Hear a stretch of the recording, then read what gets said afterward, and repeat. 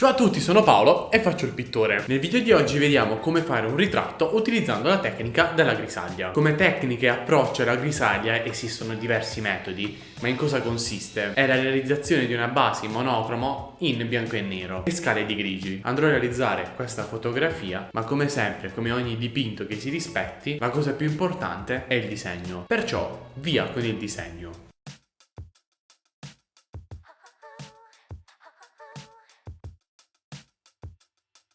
Cerco nel disegno già di stabilire le luci, le ombre e tutti i dettagli, quindi gli occhi, il naso, la bocca.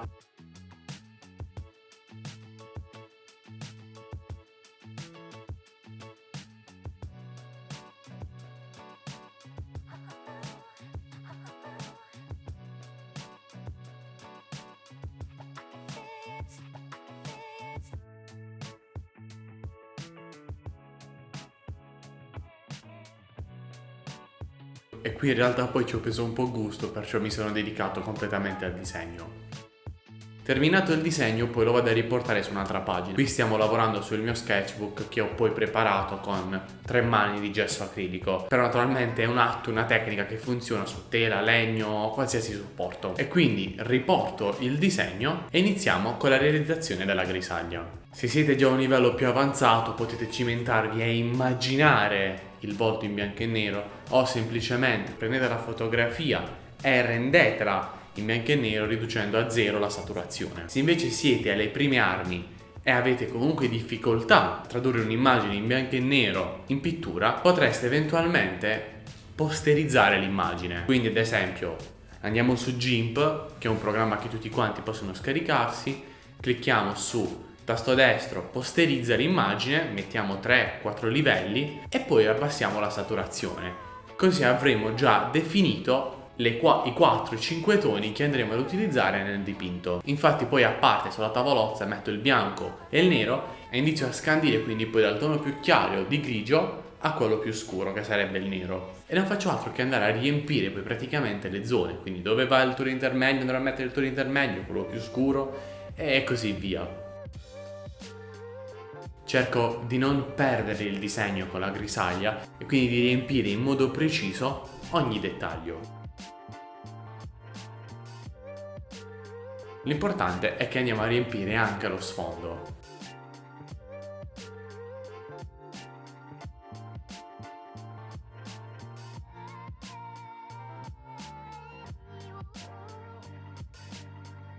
Quindi dopo aver posizionato tutto quanto, lasciamo asciugare e una volta pronto possiamo partire col terzo e diciamo ultimo, perché considerando i tempi del video, i montaggi e tutto quanto non posso essere lunghissimo, perché eventualmente dopo questo passaggio che andremo a vedere si potrà ritornare ancora e ancora. Perciò rispostiamoci al tavolo. Allora, si è completamente asciugato. La tavolozza che andrò ad utilizzare è questa che vedete qui: bianco di titanio, giallo ocra, giallo cadmio scuro, rosso cadmio scuro, 3 resine bruciate e blu oltremare. Allora, solito olio di lino,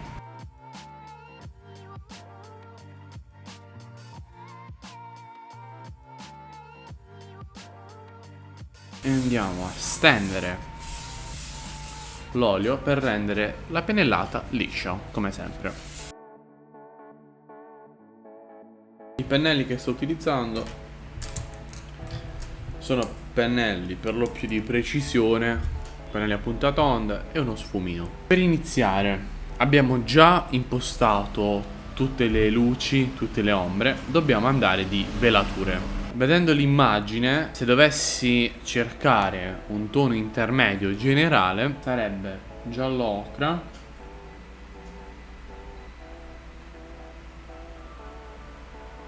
un po' di rosso, un po' di giallo cadmio,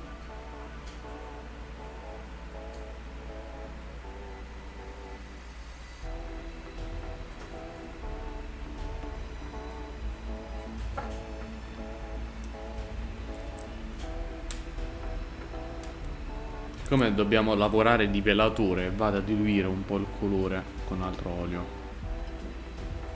almeno in questa prima parte adesso, dove dobbiamo andare a mettere, diciamo così, i colori al loro posto.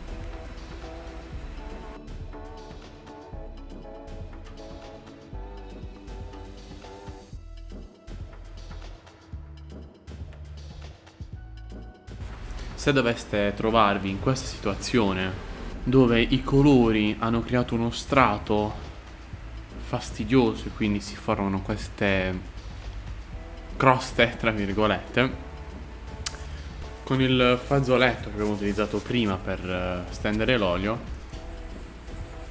come se andassimo a pulire la velatura. Quindi in senso circolare andiamo a stenderla di più, o eventualmente anche con uno sfumino andiamo a stendere il colore. Mi accorgo di aver esagerato comunque con la porzione di grigio qui, perché l'effetto velatura l'abbiamo ottenuto, cioè si è formato un incarnato un po' grigio, però si è formato. Se avessi utilizzato meno grigio probabilmente sarebbe uscito più d'impatto, però nulla che adesso non si possa aggiustare. Partirei proprio dalla zona in luce, aggiungendo al tono intermedio che abbiamo fatto un po' di bianco di titanio.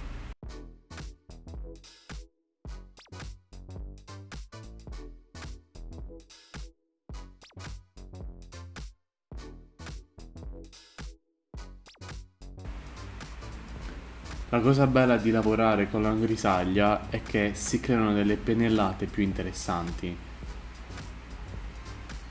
Ciò che abbiamo lasciato come, diciamo, underpainting prima parte si evince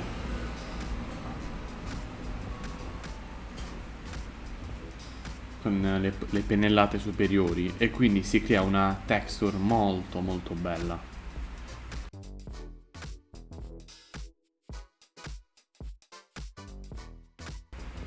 Lavorare con la grisaglia sicuramente è un metodo più economico, perché ti costringe naturalmente a utilizzare molto meno colore. Adesso con la terra di Siena vado a riscaldare le ombre, che io vedo ancora troppo grigie. Come potete vedere non sto utilizzando grande quantità di colore, ma sempre in una modalità trasparente. Anche perché abbiamo già tutto il disegno sotto. Quindi non dobbiamo fare altro che riempire il colore. Anche dalla grisaglia stessa esistono poi tantissimi metodi, tantissimi. C'è sicuramente qualcuno che mi potrà dire di aver utilizzato troppo grigio, e anch'io penso di averne utilizzato tanto, però c'è chi fa una grisaglia bianca o quasi totalmente bianca, dove accenna appena appena le ombre. Potrebbe essere anche quello un modo se vogliamo fare un corpo alla Bouguereau, quindi manteniamo quasi totalmente bianco il soggetto, accentuiamo alcune punte di colore.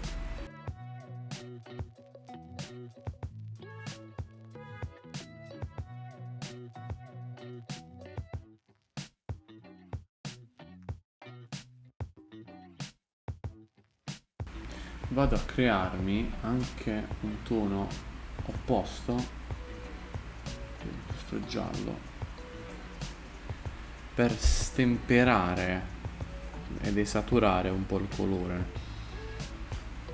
e renderlo naturalmente più vibrante. Non esageriamo mai con queste punte di colore, perché in un incarnato queste punte di verde in realtà ricordano molto in un uomo la barba, e quindi se specialmente in un incarnato femminile andiamo a dare troppi tocchi di questo tipo, visivamente andiamo a creare delle immagini sbagliate. questo caso l'immagine è molto calda e quindi ci vuole quel tipo di tono opposto. Però solitamente per le donne si usa un blu cobalto più delicato rispetto invece al colorito degli uomini che diciamo così visivamente più scuro. Inizio anche a dare i controriflessi.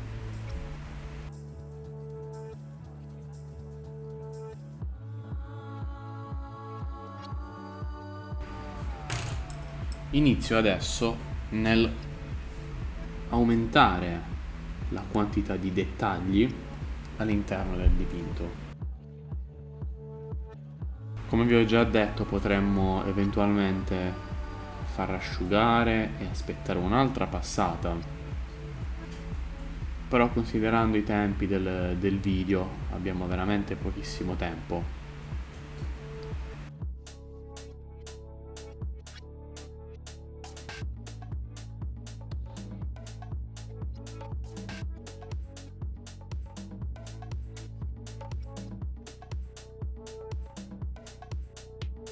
La grisalia riusciamo a mantenere uno sfumato maggiore rispetto a quello che avremmo con il metodo normale, perché stiamo sfumando colori e non perché stiamo sfumando macchie di colore e non pennellate.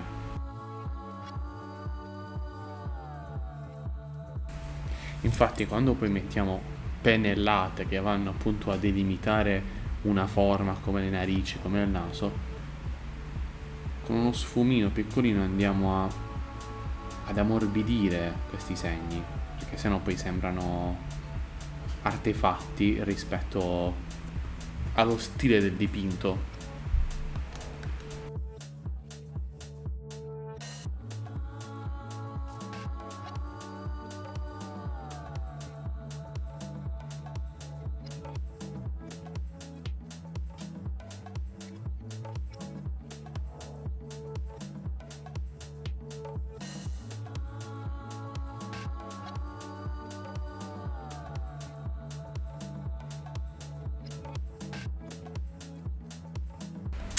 Mi raccomando sempre a pulire per bene il pennello ed asciugarlo se lo state pulendo nell'acquaragio, nel solvente.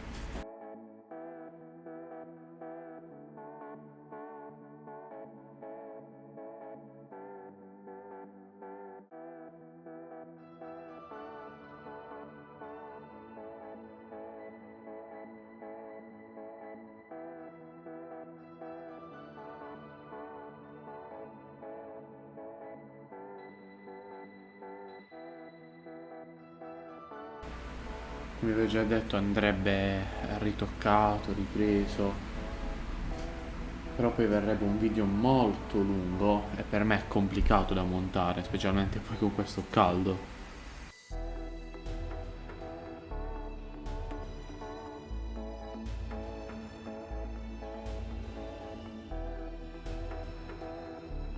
Quindi la grisalia ti costringe a applicarti molto di più nel disegno, perché come avete potuto vedere il disegno fino alla fine rimane qui. Certo, anche qui si può utilizzare poi una pennellata più grassa, più pesante e va quindi a coprire, a mascherare eventuali difetti.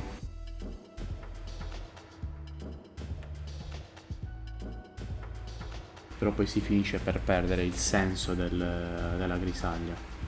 Eventualmente possiamo aggiungere piccoli puntini di colore,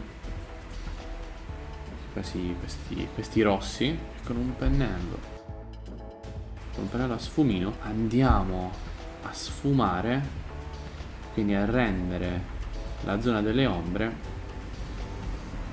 più vibrante. Non ci sono, o più che altro non sono molto visibili, però potremmo aggiungere alcuni tocchi, questi controriflessi, che vanno a rendere il dipinto più voluminoso.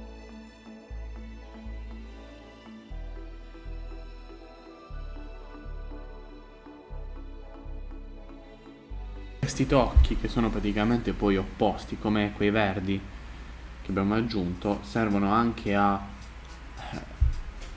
aggiungere quella componente fredda al nostro dipinto.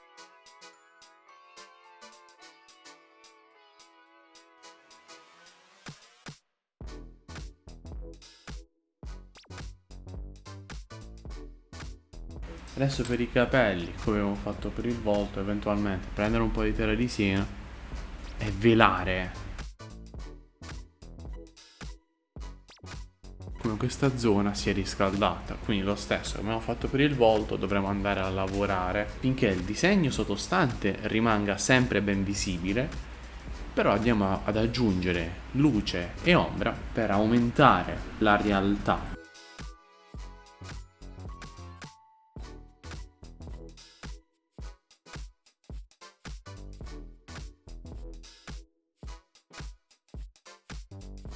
Tra chi dipinge a grisaglia c'è chi fa completamente il dipinto fatto per bene, iperrealista, già in bianco e nero, poi basta semplicemente che va a velare e il dipinto finisce là. Io preferisco lavorare in questa maniera perché comunque mi dà la possibilità di utilizzare una pennellata più pittorica e non una pennellata fotografica.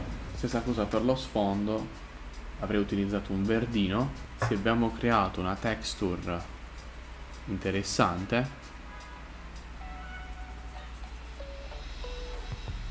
avremo la possibilità quindi di colorarla, ma portandola verso un tono più adeguato al nostro soggetto. In questo caso il ritratto molto caldo, tono opposto è questo verdino.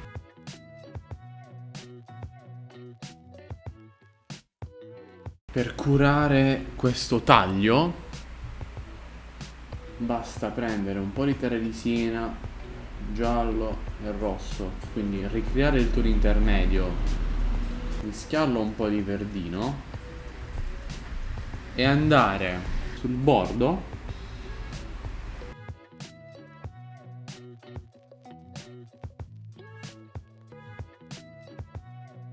avvicinando i due toni. Poi aggiungendo un po' di bianco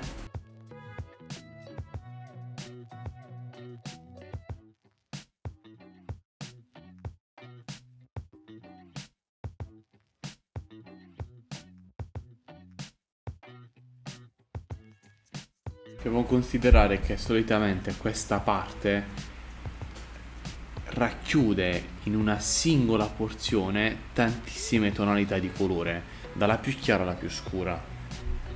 Quindi è come se girasse, cioè dobbiamo immaginare questo giro, quindi prima con il pernato e poi con lo sfondo, un po' come il video della sfumatura, vado ad avvicinare sempre di più un tono così diverso dall'altro, quindi i toni più si avvicinano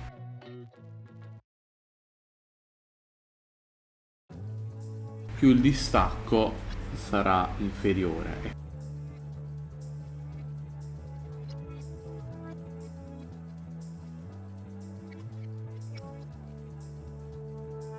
Così il soggetto sembrerà immerso nello spazio e non appiccicato.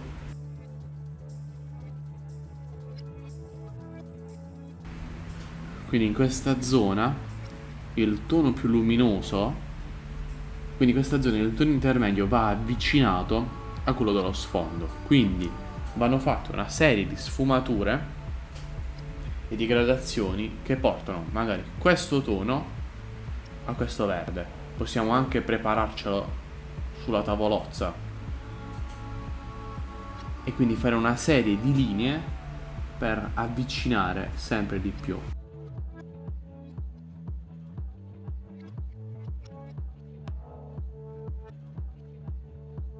È un po' complicato spero di essere stato chiaro perché non è facilissimo da spiegare.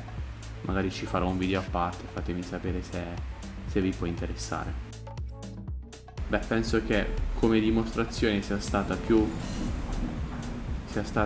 esaustiva e credo di aver detto tutto. In caso, se avete domande, potete lasciarmi un commento qui sotto.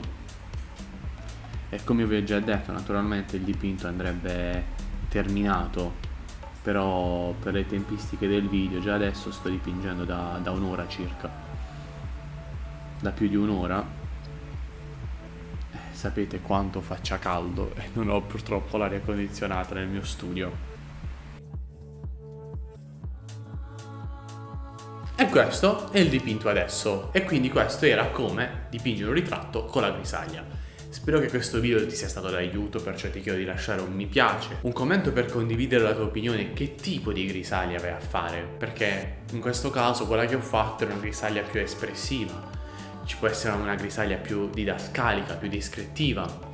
Esistono infinite versioni. Di condividere il video e di iscriverti al canale per allargare questa compagnia d'arte che stiamo costruendo qui su YouTube. Grazie se hai visto tutto il video, arrivederci.